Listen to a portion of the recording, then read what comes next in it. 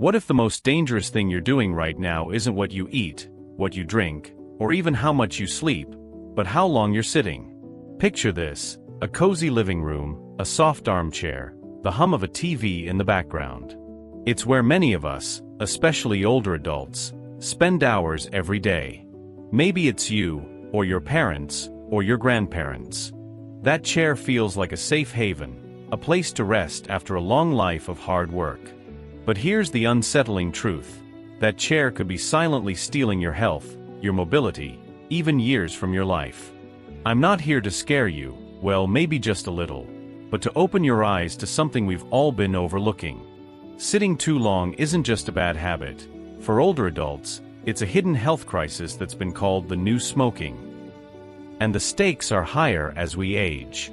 Today, I'm going to take you on a journey through the science, the stories, and the solutions to this silent epidemic. By the end, you'll know exactly why sitting too long is dangerous, and what you can do to take back control of your health. So let's dive in. Let's start with a phrase you might have heard before: sitting is the new smoking.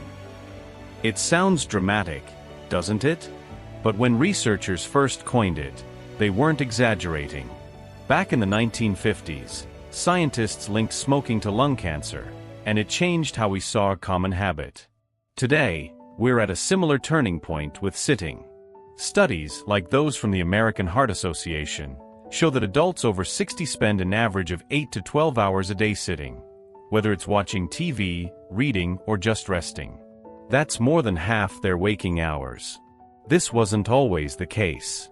A few generations ago, life demanded movement. Our grandparents walked to markets, worked in gardens, or chased after kids. But modern life has flipped the script. Technology, retirement, and even societal expectations have glued us to our seats. For older adults, this shift is especially dangerous. Aging bodies are less forgiving. They lose muscle faster, joints stiffen, and chronic diseases creep in. Sitting too long doesn't just make you feel sluggish.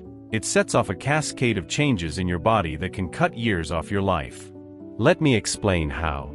Imagine your body as a finely tuned machine, a car, let's say. When you leave it in the garage for too long, the engine rusts, the tires deflate, and the battery dies. Sitting for hours on end does something similar to your body, especially as you age. Let's break it down. First, your heart. When you sit, blood flow slows down.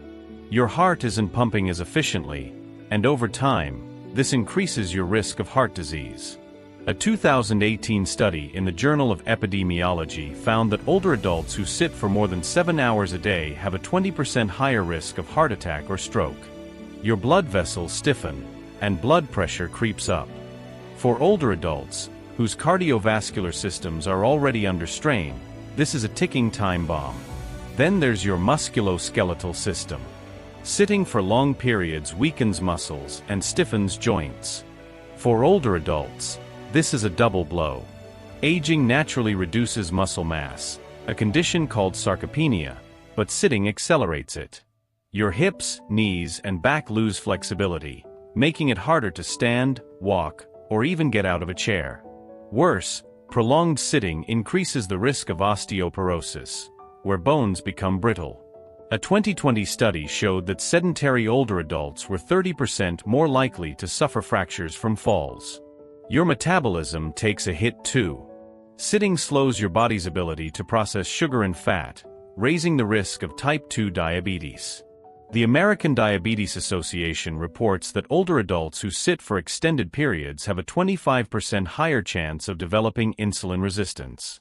Weight gain creeps in, even if you're not overeating, because your body isn't burning calories efficiently. And let's not forget your brain. Sitting doesn't just harm your body, it clouds your mind. Research from UCLA found that sedentary behavior in older adults is linked to cognitive decline, including a higher risk of dementia. Sitting for hours can also contribute to feelings of loneliness or depression, especially if it replaces social activities. Your brain craves movement. It's like oxygen for your neurons. The scariest part? These effects compound over time. 1 hour of sitting might not hurt, but day after day, year after year, it's like adding rust to that car. For older adults, whose bodies are less resilient, the damage happens faster and hits harder. But it's not just about the science, it's about what this means for real people. Let me tell you about Margaret. She was 72, a retired teacher who loved her quiet evenings with a book or her favorite TV show. After retirement, her days blended into a routine of sitting, breakfast at the kitchen table, hours in her recliner, maybe a short trip to the grocery store. She didn't think much of it. After all, she'd earned her rest. But over a few years, Margaret noticed she was struggling. Getting up from her chair felt like climbing a mountain. Her back ached constantly, and her energy was gone. Her doctor warned her about high blood pressure and prediabetes, conditions she'd never had before. Worst of all, Margaret felt trapped in her own body, unable to enjoy the walks she once loved or play with her grandkids without pain. Margaret's story isn't unique. Sedentary habits creep up on so many older adults, stealing their independence bit by bit. The loss isn't just physical, it's emotional. Imagine not being able to walk to the park with your family or feeling too tired to visit friends. It's a quiet kind of heartbreak, one that sneaks up without warning. But here's the flip side. Let's talk about James, a 68-year-old who turned things around. James was on a similar path. Spending hours in front of the TV after a knee injury made exercise feel impossible. But one day, after a scare with his heart, he decided enough was enough. He started small, standing up every 30 minutes, doing chair stretches, taking short walks around his backyard. Over months, those small steps added up. He lost weight, his knee pain eased, and he felt sharper, more alive. James even joined a local senior walking group, where he made new friends. His story shows that it's never too late to break the cycle. So why do so many older adults end up sitting for hours? It's not just personal choice. There are bigger forces at play. Retirement often means less structure, fewer reasons to leave the house.